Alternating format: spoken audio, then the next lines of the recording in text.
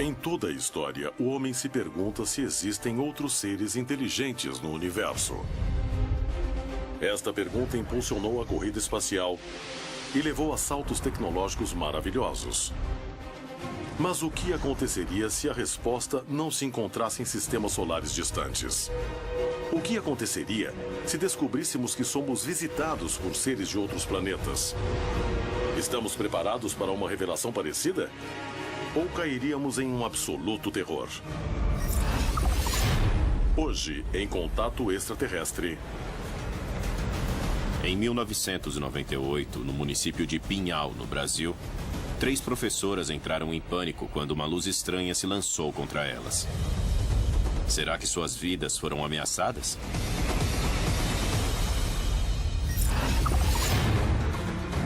Em 1976, em Morelia, no México, um avião desapareceu e foi detectado horas mais tarde em Acapulco. O piloto falava coisas sem sentido e dizia levar uma mensagem extraterrestre. 2 investigadores se dispõem a chegar à verdade deste evento único. O que aconteceu em sua cabine? Em 2012, em Zarzal del Valle, na Colômbia, uma comunidade tranquila começou a viver com medo. Os moradores afirmam terem visto seres que não são deste planeta. O que houve por trás dessa onda de pânico que tomou a comunidade inteira?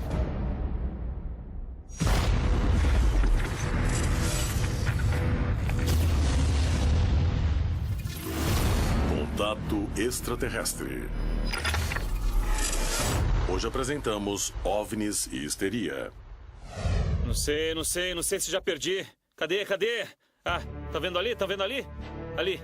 A maior parte da humanidade não está preparada para um contato, porque não acredita e tem muito medo de que isso pode acontecer. Quando as pessoas souberem que na máquina tem mais poder bélico do que a maior potência do mundo, elas vão se sentir desprotegidas. Eu acredito que as pessoas querem saber o que está acontecendo. Mas o problema é o poder político ou militar que não quer assumir um problema para o qual ele não tem solução. Porque ele não sabe o que está enfrentando. Se os governos não admitem a existência dos OVNIs, eles têm duas vertentes. Ou eles querem para si essa tecnologia como forma de sobrepujar seus vizinhos, ou não querem se expor ao ridículo. Além das especulações, o certo é que muitos veem riscos verdadeiros em eventos que já estão ocorrendo. Certamente o fenômeno OVNI é perigoso para o ser humano. Nós não sabemos que tipo de energia são usados na locomoção dessas naves. E essas energias podem nos afetar, causar danos. Como que uma população pode se sentir segura com um governo que não consegue tomar conta do seu espaço aéreo?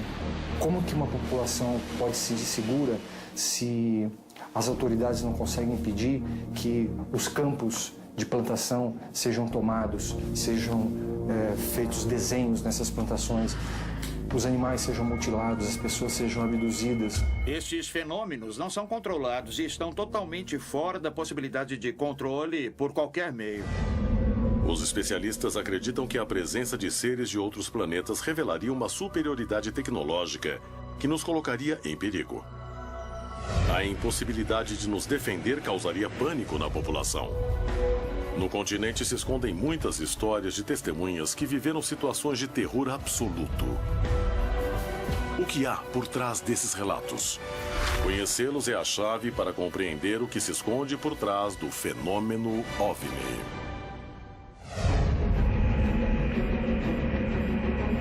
Em uma noite fria de 1998, no Rio Grande do Sul, 3 professoras da zona rural foram tomadas por um pânico cego quando uma luz estranha se lançou contra elas.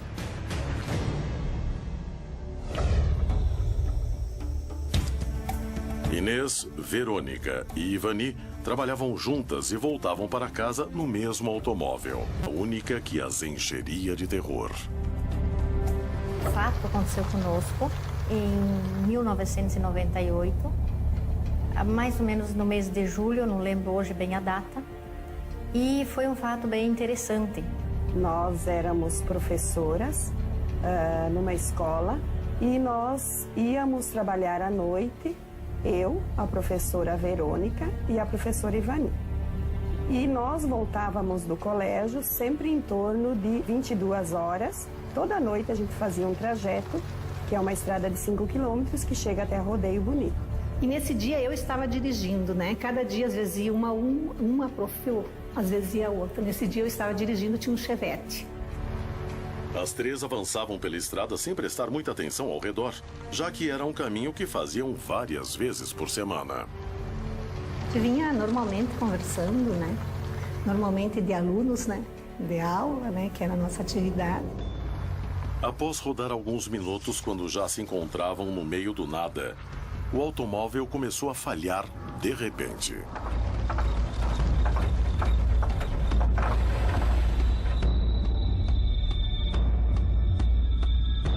Eu senti o carro perder força. Parece que ele estava sendo travado, assim, parecia que tinha um ímã que puxava o carro, que não deixava ele andar. E a professora Verônica havia dito que o carro tinha vindo da reforma fazia 8 dias. As três se surpreenderam quando o automóvel parou, sozinhas, no meio da noite e sem conhecer a causa. Não faziam ideia do que estava prestes a acontecer. Acabou de colocar que o carro estava muito bem, agora estava todo, né? E aí aconteceu esse fato e não entendemos o porquê que totalmente, perdeu. Ele parou assim de repente.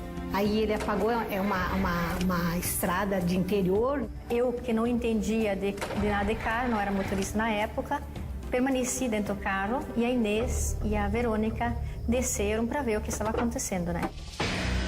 Verônica e Inês começaram a examinar o motor do veículo para ver se encontravam alguma falha.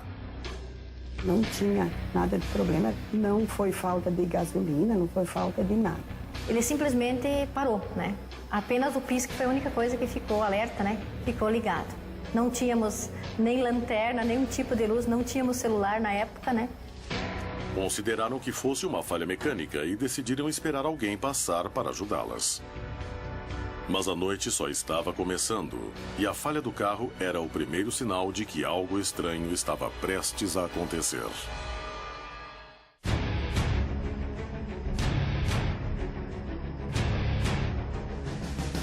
E aí eu comecei a observar o desenvolvimento do que estava acontecendo, né? E no lado esquerdo da estrada eu vi uma luz muito distante. Concentradas em suas tarefas, Verônica e Inês não prestavam muita atenção ao entorno e às mudanças que aconteciam ao redor. Algo que Verônica se lamentaria mais tarde. E nesse meio a gente estava fora do carro, né? Bem no interior, ali no meio da lavoura, né? E nós três, na verdade, já tinha visto essa luz, né? Essa bola, uma luz, né? Uma luz circular, parecido com um farol, vamos dizer, um farol. Eu só pensava o que poderia ser. No momento eu tinha pensado que fosse um carro distante. Mas depois a gente chegou à conclusão que poderia ser alguma coisa que não era normal do local. Aí, os minutinhos, segundos após, essa luz ultrapassou o horizonte e ficou na altura do céu. E aí eu percebi que era algo estranho. Eu estava meia ansiosa também com o acontecido, que poderia estar acontecendo, aquela luz diferente. Era uma luz de amarelo para um laranja, assim, laranja claro, né? E a gente percebia que ela tinha luz porque era um fogo, né? Ele se mexia, né? E ela meio, flutuava. Aí daquilo eu percebi que ela começava a vagar. Ela subia, ela descia, né? Cada vez ficava mais estranho. Aí eu percebi que vinha em nossa direção. Elas estavam sozinhas no meio da estrada quando uma luz ameaçadora começou a se aproximar cada vez mais. Estavam prestes a viver a história mais impressionante de suas vidas.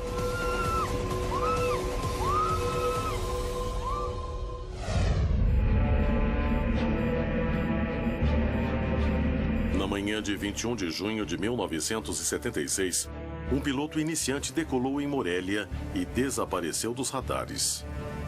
Quase 40 anos depois, 2 pesquisadores experientes vão em busca da verdade. O mente aconteceu em uma das histórias mais fascinantes do México e do mundo. Quando todos achavam que o avião estava perdido, ele fez um pouso de emergência em Acapulco, utilizando rotas aéreas que não conhecia e nem sabia voar. Em comunicação com a torre de controle, passou uma mensagem dizendo que suas cordas vocais estavam sendo controladas por seres de outro planeta. A parte exterior da aeronave contribuiu com mais mistério a esse relato. Seria um caso em que a mente pregou uma peça no homem? Ou realmente teve um contato de 4º grau? Acho que temos que dar continuidade ao caso de Pacheco Pérez. Sim. Poderíamos fazer uma investigação para saber se o avião ainda existe. E a gravação está aqui. Vamos escutar. Ouvir.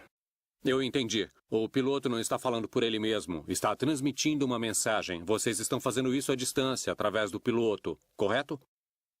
Isso mesmo. Ele apenas está falando porque recebeu ordens para isso. Esta é a voz dele. Ele está falando, mas não faz por vontade própria. Nós o estamos utilizando como se fosse um microfone. Seus equipamentos são muito primitivos. Esta é a única maneira de transmitir a mensagem. E não é possível identificar a raça? Nós somos fisicamente iguais a vocês.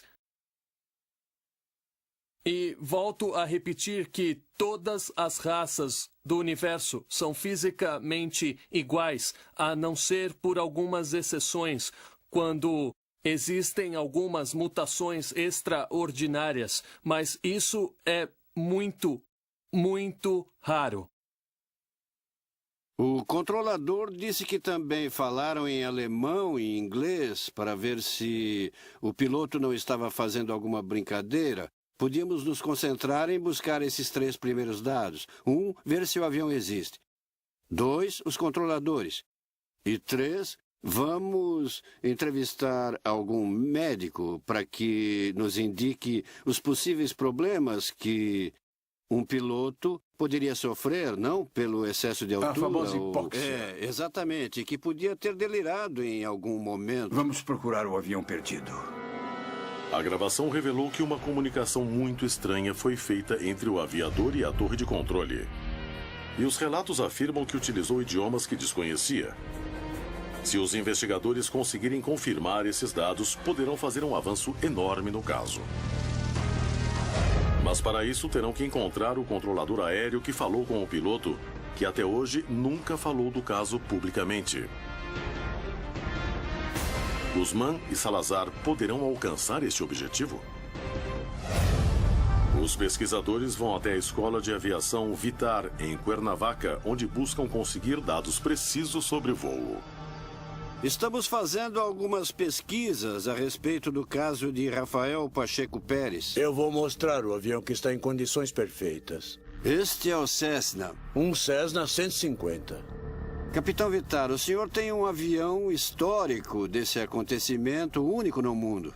É isso mesmo, está em perfeitas condições. E o registro é o mesmo? Sim, o mesmo. Carlos Extra Bravo Sul Oscar Extra. É o avião que o piloto Rafael Pacheco Pérez conduzia naquela manhã. Capitão, do seu ponto de vista, o que acha que aconteceu?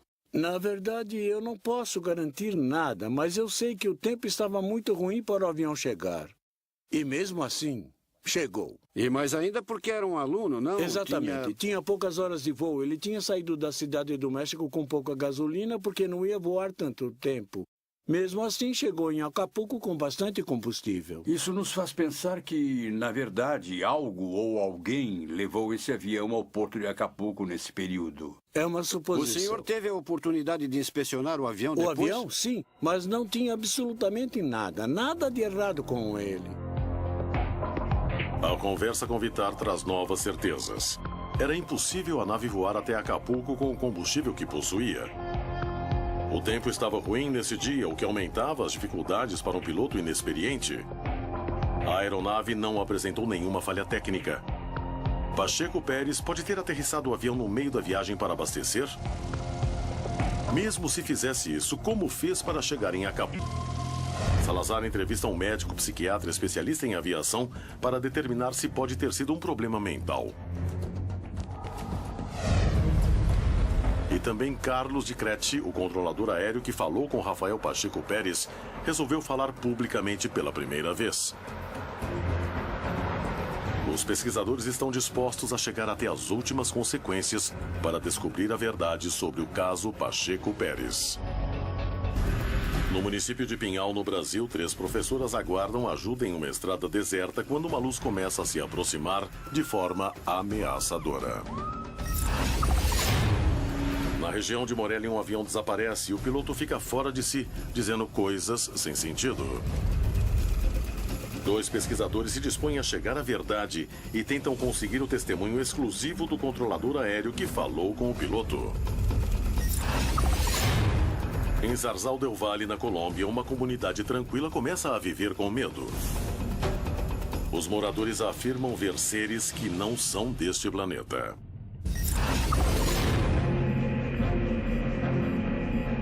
Inês, Verônica e Ivani trabalhavam juntas e voltavam para casa no mesmo automóvel. Nessa noite avançavam por uma estrada deserta quando o carro, revisado há pouco tempo, parou no meio do nada. Após alguns minutos esperando que alguém as ajudasse, as 3 começaram a ver uma luz potente e ameaçadora se aproximando.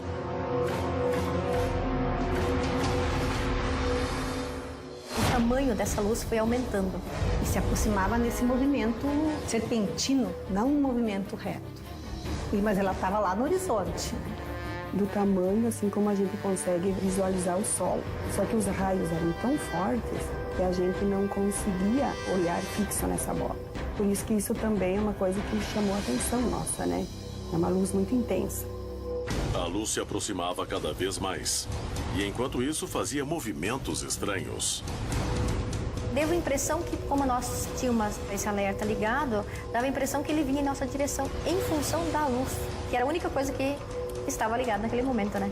Eu senti medo, porque era algo desconhecido que eu não tinha visto, era algo misterioso e eu não consegui definir. Daí, naquele momento, eu fiquei assustada, porque aquela luz, ela desceu até o riacho, ela formou um leque e naquele momento juntou-se de novo e veio na nossa direção em forma de uma bola de fogo.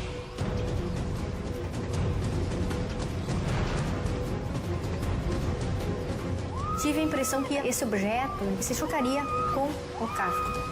Eu tentei avisar, só que eu não consegui falar. Em função do choque que eu vi quando aquilo veio muito rápido em nossa direção, eu tentei falar para elas, mas eu não conseguia. Eu corri para dentro do carro e tive muito medo. Ela entrou muito rápido no carro, a Inês também.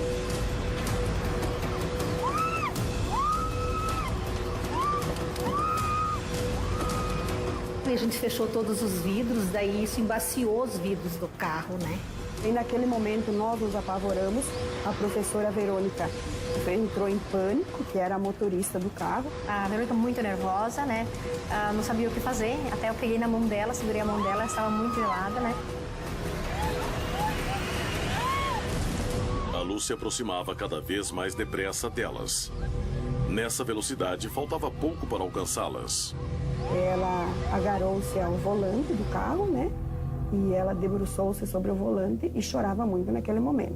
Eu relaxei para baixo do banco e não olhei mais, sabe? Não quis mais saber. Verônica resolveu ignorar o que acontecia fora do carro. Mas o estranho objeto se aproximava cada vez mais perigosamente delas.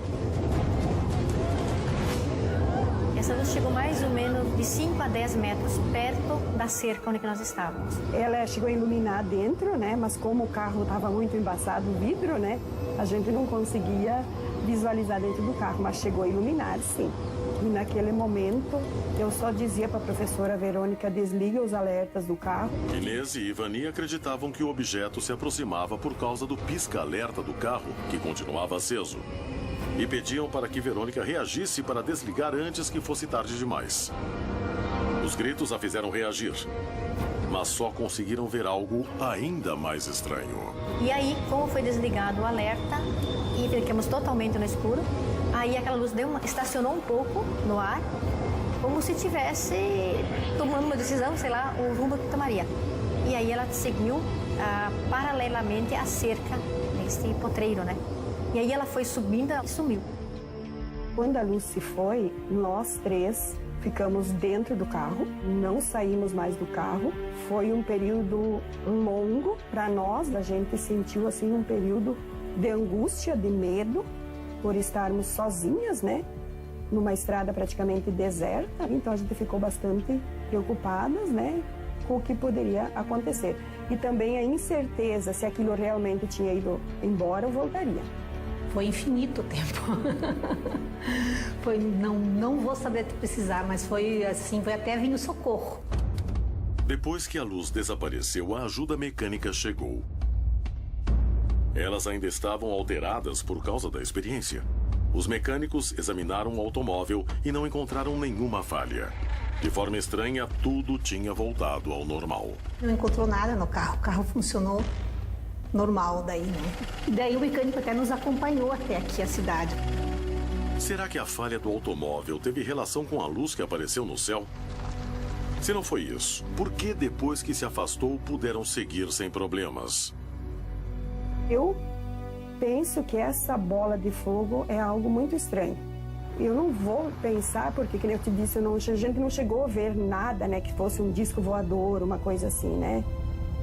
Apenas uma bola de fogo. Penso que era uma bola de fogo estranha. A experiência das 3 professoras é cheia de mistérios. Foram fatos sem relação? Ou algo mais aconteceu esta noite? Se foi um fenômeno natural, qual foi a relação com a falha do automóvel? Por que a luz sumiu quando desligaram o pisca-alerta? A existência de OVNIs é algo admitido pela ciência e muitos acreditam que os governos ocultam informações sobre a verdadeira origem desses fenômenos. Por que os relatórios oficiais não são divulgados?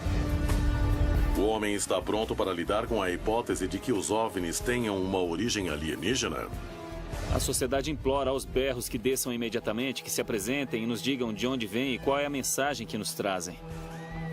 Mas, por outro lado, também temos aquelas hipóteses que são tratadas dentro do âmbito da exopolítica, que é de que maneira vamos nos relacionar, os seres humanos, politicamente, com os extraterrestres. Acho que se os alienígenas se revelarem, nós não teremos apenas medo e pânico. Quando nos dermos conta de que não estamos sozinhos, todas as religiões elas seriam afetadas. As religiões não estão preparadas para aceitar que a raça humana não é a única inteligência no universo. Muitos especialistas acreditam que as religiões confundiram as divindades com seres de outro planeta. Eu acredito que não é nenhuma ameaça. Inclusive, há muitas pessoas na igreja, na história, e não só agora, que acreditam na existência de seres vivos em outros planetas. E que alguns até acreditam que tenham visitado a Terra. Mas isso não cria nenhum problema para a fé da Igreja Católica. Nós não lemos na Bíblia que existem milhões de civilizações por aí afora. O que nós lemos é que nós somos a única raça criada à imagem de Deus.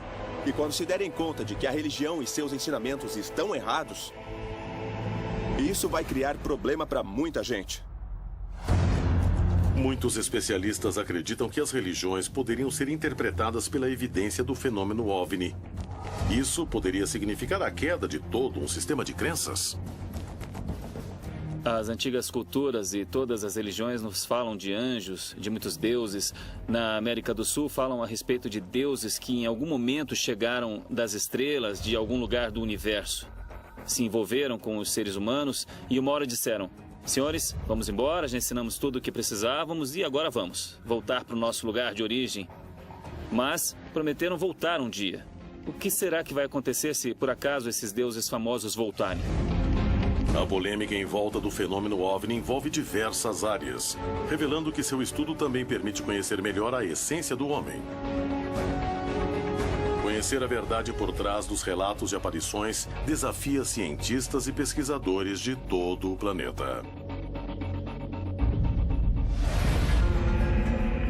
Em 21 de junho de 1976, Rafael Pacheco Pérez fazia um treino aéreo sobre Morelia, quando desapareceu. Horas mais tarde, aterrissava em Acapulco com o tanque de combustível quase cheio. Uma gravação revelou uma comunicação estranha com a torre de controle, em que o piloto afirmava que estava possuído por seres de outro planeta. O que houve por trás deste episódio? Foi um ataque de nervos? Existe outra explicação? 40 anos depois, 2 investigadores saem em busca da verdade. Alfonso Salazar entrevista um especialista em medicina de aviação para descartar explicações conhecidas. Doutor, conhecendo o caso de Rafael Pacheco Pérez, qual é sua opinião sobre o que aconteceu? Do ponto de vista médico, eu acho que esse indivíduo, ao decolar com seu avião e posteriormente se ver em condições climáticas difíceis, já estando no ar, provavelmente entrou num estado de angústia muito forte. A angústia o dominou e o envolveu. Nessas condições, ele pode ter criado dentro da própria mente estados como esse que ele experimentou. E nessas condições, entrou num estado dissociativo que se chama transtorno dissociativo, que é quando a pessoa não se lembra exatamente do que aconteceu. O médico contribui com uma informação valiosa para compreender o ocorrido. Segundo sua perspectiva, Pacheco Pérez poderia ter sofrido um ataque de angústia a bordo de seu voo. Mas como explicar o retorno do avião com mais combustível do que tinha ao decolar? E por que falaria em idiomas que teoricamente desconhecia? Carlos Decrete, o controlador aéreo que conversou com Rafael Pacheco Pérez, concordou em falar publicamente pela primeira vez. Ele poderia ser a única pessoa com a chave para compreender o que aconteceu exatamente com Pacheco Pérez.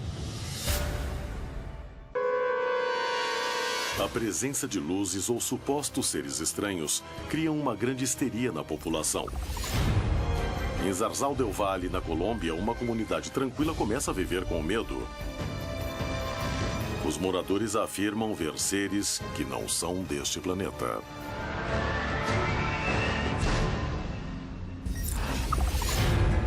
Carlos Guzmán e Alfonso Salazar investigam o caso do piloto Pacheco Pérez, que voava sobre Morelia e apareceu horas depois do outro lado das montanhas, em Acapulco.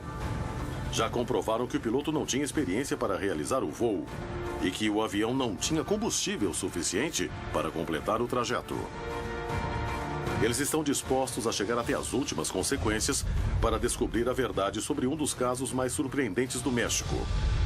Carlos Guzmán chega a Metepec, onde o espera o controlador aéreo Carlos Decrete, que pela primeira vez falará sobre o que aconteceu neste dia. Ele pode ser a única pessoa com a chave para compreender o que aconteceu exatamente com Pacheco Pérez. Como foi que o senhor recebeu a chamada de socorro deste jovem? Eu estava em meu turno de trabalho normal na torre de controle de Acapulco. E entrou a chamada na frequência da torre de controle. Mandei prosseguir e dizer a posição. Ele disse: o piloto está voando em um estado hipnótico. Nós estamos utilizando suas cordas vocais para falar com vocês. Era uma voz completamente metálica, em uma linguagem normal, mas com um tipo de voz disfarçada, mas metálica. Ele me disse: somos extraterrestres. E eu respondi: como é que vocês conseguem falar na minha língua assim? Ele me disse: nós podemos falar no idioma deste mundo ou de qualquer mundo. Daí falei em alemão e ele me respondeu no inglês perfeito. Em pouco tempo já estavam comigo na torre o inspetor de aviação civil e o próprio comandante do aeroporto, assustadíssimos. E daí a comunicação foi cortada e se restabeleceu quase de imediato, já com a voz do piloto, que começou a gritar: sou 82, sou o aluno 82 da Escola do México. E disse: estou vendo o meu relógio, são 11h30 da manhã. Eu decolei às 8h15 da cidade do México. Passaram-se 2 ou 3 horas e estou vendo que estou voando sobre o mar. Não sei onde estou nem como cheguei aqui. Me dê instruções para pousar. E pedi para me dizer a posição dele, porque não via, não sabia onde estava, não havia radar, e me disse: Olha, eu estou quase entrando em terra firme. O que vê? Já vejo a sua pista. E falei então: vou bloquear o aeroporto. Ninguém sai nem entra para que você possa fazer um pouso de emergência. O piloto finalmente aterrissou bem. E é claro que assim que pousou, muita gente foi até lá.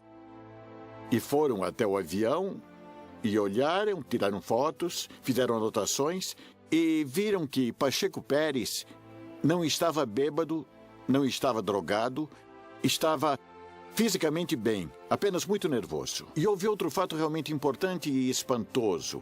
Um mecânico da Aeroméxico veio, mandaram chamá-lo para que, como especialista nisso, como mecânico, verificasse o combustível do avião. E daí perceberam que o avião não tinha gastado o combustível. O avião voou umas 3 horas com um piloto que não sabia navegar, com um avião que, em teoria, não tinha autonomia para chegar em Acapulco, muito menos não tinha os instrumentos adequados. Sem radar, sem transponder. Nada disso. Mas o mais espantoso foi que não gastou combustível. Quando falaram com o piloto, eu pedi para alguém perguntar alguma coisa a ele em inglês e ele disse: desculpa, mas eu não falo nada de inglês. Só falo o nosso idioma. Em seu depoimento, disse que, quando tentou usar o rádio, não tinha comunicação. Tentou virar para um lado e outro, e o avião não foi para cima, para baixo e nem para os lados. Ele se assustou.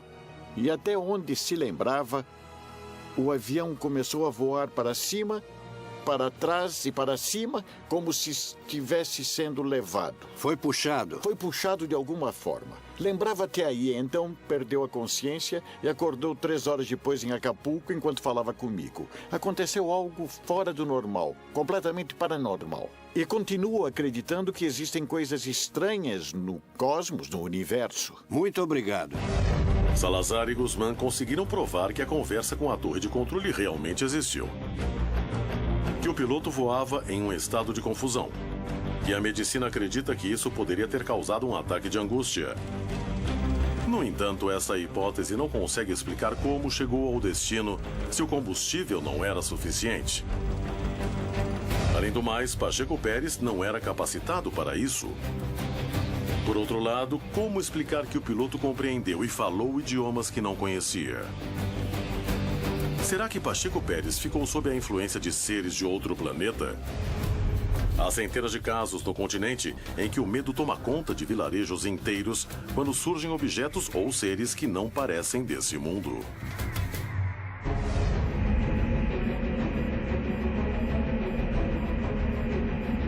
Em dezembro de 2012, os moradores de Zarzal del Valle começaram a viver noites de terror. Segundo eles, se depararam com seres muito ágeis e que não eram desse planeta.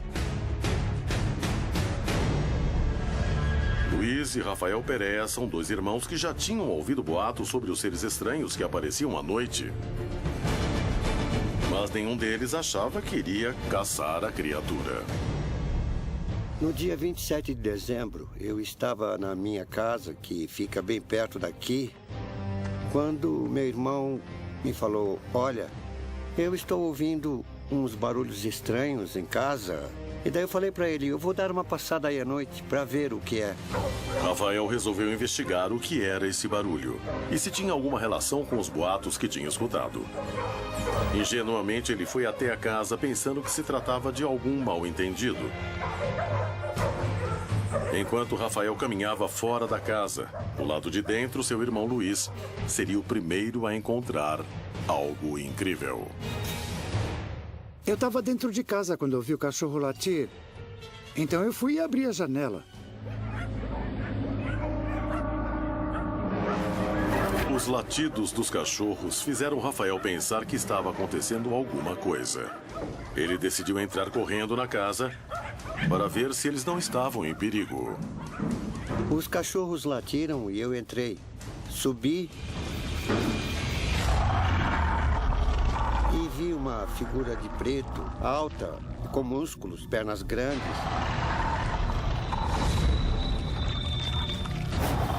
Eu fiquei olhando por um tempo, assim, uns 5 minutos. E acendeu uma luz vermelha que ficou piscando. Ela ficou lá um tempo e depois se apagou. Rafael via a cena sem acreditar. Seu irmão Luiz parecia em transe. Ele não mediu as consequências e tentou chamar a atenção da criatura estranha. Quando o bicho viu o Rafael, ele saiu correndo e o Rafael foi atrás dele. Acho que nunca vamos saber. Rafael começou a perseguir o ser o mais rápido que podia. Mas seus esforços não adiantavam. A criatura se movia de maneira ágil e veloz, o que causou mais surpresa e a suspeita de que enfrentava algo que não parecia deste planeta. Quando eu pensei que estava perto, o bicho fez e saiu em alta velocidade. Eu perdi. Fiquei pensando no que era aquilo, mas não era um ser desse planeta. Parecia até o vento. Não sei se flutuava ou... não sei. A criatura correu tão depressa que desapareceu de sua vista. Ou foi isso que acreditou. Então eu fiquei intrigado. Daí eu voltei para casa e sentei no quintal. E os cachorros do vizinho... Será que estava lá?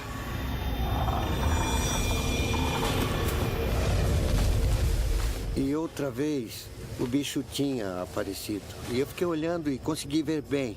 Rafael olhava a criatura com espanto e percebia que o que acontecia não era normal.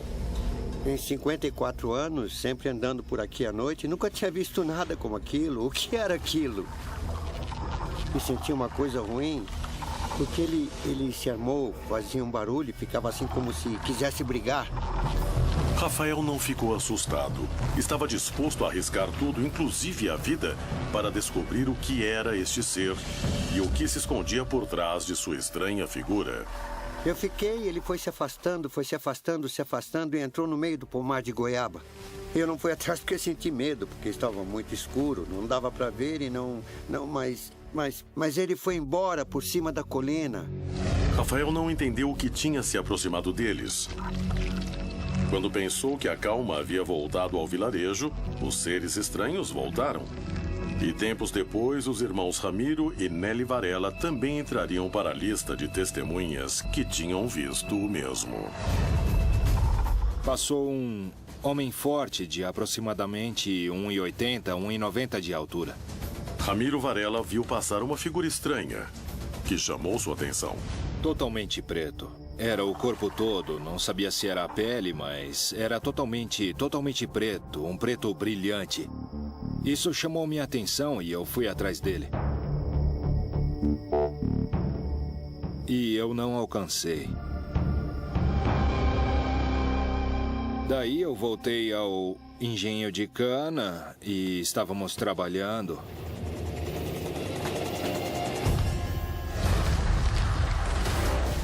Dez minutos depois, ele apareceu atrás do mato.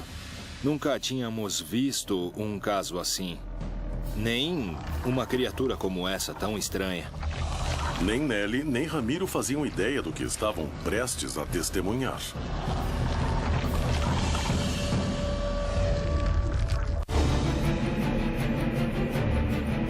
No final de 2012, a comunidade de Zarzal del Valle, na Colômbia, começou a viver noites de terror, diante de boatos de que um ser de aspecto humanoide aparecia à noite. Ramiro e Nelly trabalhavam em um engenho de cana-de-açúcar quando o ser apareceu e começou a observá-los. Eu estava lavando roupa quando o meu irmão me disse: Nelly, tem um homem estranho andando por aqui. Fala para a senhora da casa emprestar a espingarda. Eu fiquei muito assustada. Afinal, uma espingarda para quê? Ramiro acreditava que eram pessoas com roupas estranhas, que estavam lá para ameaçar um dos empregados do engenho. Quando ele falou espingarda, fiquei com medo, porque pensei que fosse haver uma desgraça. Em nenhum momento eu pensei em seres estranhos. Então eu dei a espingarda para ele.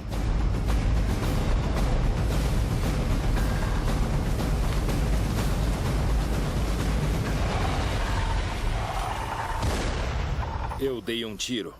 E na mesma hora ele Ele saiu correndo, mas eu não mirei para acertar. Foi só para assustar, para ver a reação que ele ia ter. Mas a única coisa que o bicho fez foi... como se quisesse me pegar. O ser continuou correndo pelo lugar, se projetando muitos metros a cada salto. E quando me dei conta de que aquilo que acontecia era uma coisa fora do normal, claro que eu senti medo também. O ser se aproximava cada vez mais e todos que estavam presentes notavam que o que viam não parecia uma criatura deste planeta, o que aumentava o temor.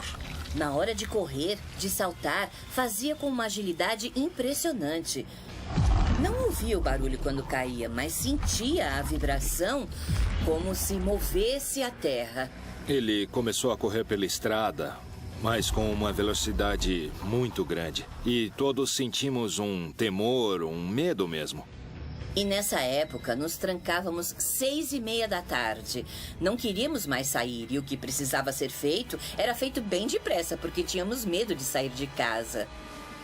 Finalmente saiu de lá tão rapidamente como havia chegado. No entanto, os moradores de Zarzal del Valle ainda têm dúvidas. O que viram? Era mesmo um ser de outro planeta? Não foi um erro de interpretação? Tantos moradores poderiam cometer o mesmo erro? Você muda o jeito de pensar, fica com aquilo na cabeça e você pensa... O que será? Será que é desse planeta? O que chama muito a atenção é por que aqui, o que tem nesse lugar de especial? São seres de outro mundo, de outro planeta. Os acontecimentos de Zarzal del Valle mostram que o desejo por conhecer o que se esconde por trás dos incidentes com OVNIs permanece intacto. Mas estamos prontos para conhecer a verdade? O que aconteceria se descobríssemos que por trás deles se esconde a presença de seres de outros planetas? Entraríamos em pânico e histeria? As histórias sobre o fenômeno OVNI talvez sejam os relatos mais fascinantes da era moderna. Conhecer a origem deste mistério poderia revelar se o homem divide o universo com outras criaturas inteligentes. No entanto, os especialistas acreditam que esta incógnita já possui resposta, só que ainda não foi revelada. O que há por trás dessas suspeitas? O que poderia motivar um silêncio como esse? Nós, ufólogos, sabemos que esse fenômeno ele não é maléfico. Não chega ao ponto de ser maléfico, ao ponto de ameaçar a população ou criar algum tipo de confusão social. Nós não acreditamos nisso. Fico mais preocupado com o que nós faríamos e não com o que eles fariam. A partir do momento que a população toma informação do que é o fenômeno, ela passa a entendê-lo e dessa forma ela passa a temer menos do que supõem os militares. E o que os governos demonstram ao encobrir o fenômeno OVNI é que, acima de qualquer coisa, eles têm medo. E não apenas do fenômeno. Se possuem interesse em nós como espécie e em nosso planeta por causa da água e dos recursos, por que viriam nos destruir? Isso é completamente oposto ao que poderíamos esperar de uma entidade inteligente e com meios. Não faria sentido virem nos destruir. Existe o medo da perda do controle, das carreiras políticas, do jogo financeiro, a perda de, essencialmente, ditar o que nós acreditamos ou não. As testemunhas de histórias que não possuem explicação se repetem pelo planeta todo. A ciência tem interesse em revelar os mistérios do universo. Sem dúvida, o céu continuará despertando a curiosidade da humanidade até que alguém possa responder se estamos ou não sozinhos no universo. O problema é o poder político ou militar que não quer assumir um problema para o qual ele não tem solução, porque ele não sabe o que está enfrentando. Se os governos não admitem a existência dos OVNIs, eles têm duas vertentes. Ou eles querem para si essa tecnologia como forma de sobrepujar seus vizinhos, ou não querem se expor ao ridículo. Além das especulações, o certo é que muitos veem riscos verdadeiros em eventos que já estão ocorrendo. Certamente o fenômeno OVNI é perigoso para o ser humano.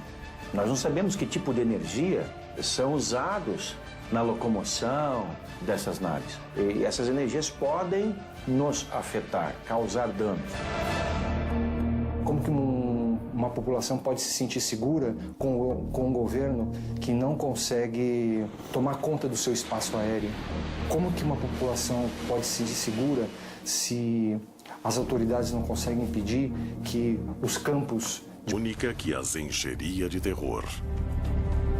O fato aconteceu conosco em 1998, mais ou menos no mês de julho, não lembro hoje bem a data, e foi um fato bem interessante.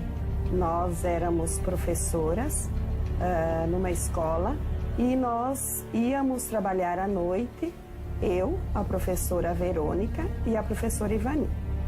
E nós voltávamos do colégio sempre em torno de 22 horas. Toda noite a gente fazia um trajeto, que é uma estrada de 5 quilômetros que chega até Rodeio Bonito. E nesse dia eu estava dirigindo, né? Cada dia às vezes ia uma prof, às vezes ia outra. Nesse dia eu estava dirigindo, tinha um Chevette. As três avançavam pela estrada sem prestar muita atenção ao redor, já que era um caminho que faziam várias vezes por semana. Eu vinha normalmente conversando, né? Normalmente de alunos, né? De aula, né? Que era a nossa atividade. Após rodar alguns minutos, quando já se encontravam no meio do nada, o automóvel começou a falhar de repente. Dois investigadores se dispõem a chegar à verdade deste evento único. O que aconteceu em sua cabine? Em 2012, em Zarzal del Valle, na Colômbia, uma comunidade tranquila começou a viver com medo. Os moradores afirmam terem visto seres que não são deste planeta. O que houve por trás dessa onda de pânico que tomou a comunidade inteira?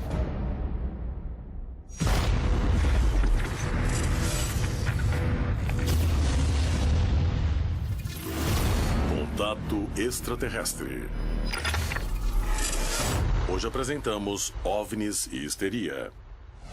Não sei se já perdi. Cadê? Ah, tá vendo ali? Ali. A maior parte da humanidade não está preparada para um contato, porque não acredita e tem muito medo de que isso pode acontecer. Quando as pessoas souberem que na máquina tem mais poder bélico do que a maior potência do mundo, elas vão se sentir desprotegidas. Eu acredito que as pessoas querem saber o que está acontecendo, mas... Plantação sejam tomados, sejam feitos desenhos nessas plantações, os animais sejam mutilados, as pessoas sejam abduzidas. Estes fenômenos não são controlados e estão totalmente fora da possibilidade de controle por qualquer meio. Os especialistas acreditam que a presença de seres de outros planetas revelaria uma superioridade tecnológica que nos colocaria em perigo. A impossibilidade de nos defender causaria pânico na população. No continente se escondem muitas histórias de testemunhas que viveram situações de terror absoluto. O que há por trás desses relatos? Conhecê-los é a chave para compreender o que se esconde por trás do fenômeno OVNI. Em uma noite fria de 1998, no Rio Grande do Sul, 3 professoras da zona rural foram tomadas por um pânico cego quando uma luz estranha se lançou contra elas.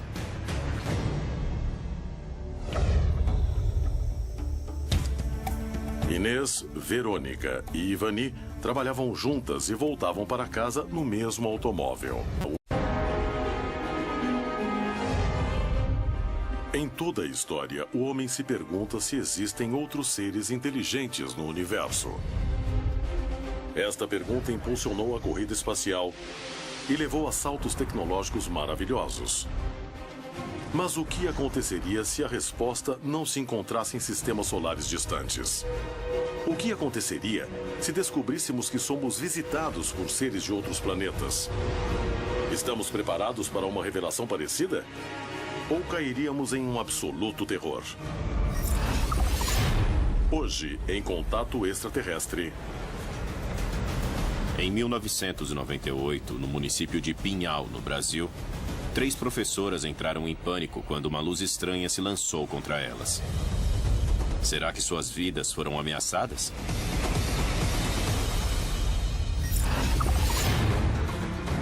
Em 1976, em Morelia, no México, um avião desapareceu e foi detectado horas mais tarde em Acapulco.